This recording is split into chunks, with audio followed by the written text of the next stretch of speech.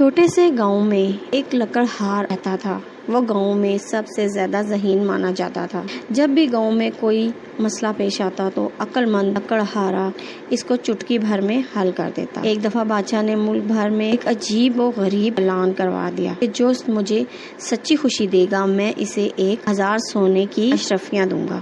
گاؤں والوں نے عقل مند لکڑہارے کو بادشاہ کو سچی خوشی دینے کا مشورہ دیا، جسے لکڑہارے نے قبول کیا اور بادشاہ کے دربار میں پہنچ گیا۔ اس نے بادشاہ سے کہا، حضور والا، میرے 3 خواہشیں پوری کر دی جائیں تو میں آپ کو سچی خوشی دے سکوں گا۔ پہلی خواہش ہے کہ میں آپ کو اپنی تمام خواہش ایک ساتھ نہ بتاؤں بلکہ ایک ایک کر کے بتاؤں اور خواہش اسی وقت پوری کی جائے۔ بادشاہ نے یہ بات قبول کر لی۔ اچھا، اب اپنی دوسری خواہش بتاؤ۔ لکڑہارے نے کہا، میری دوسری خواہش ہے کہ میں حضور والا کو 1 سال کے لیے جیل میں ڈال دوں۔ یہ سن کر بادشاہ آگ بگولا ہو گیا، مگر چونکہ بادشاہ نے تمام وزیروں درباروں کے سامنے وعدہ لیا تھا لہٰذا وہ خود قید خانے میں چلا گیا۔ اور تیسری خواہش کا پوچھا تو اس نے جواب دیا کہ وہ میں آپ کو 1 گھنٹے بعد بتاؤں گا۔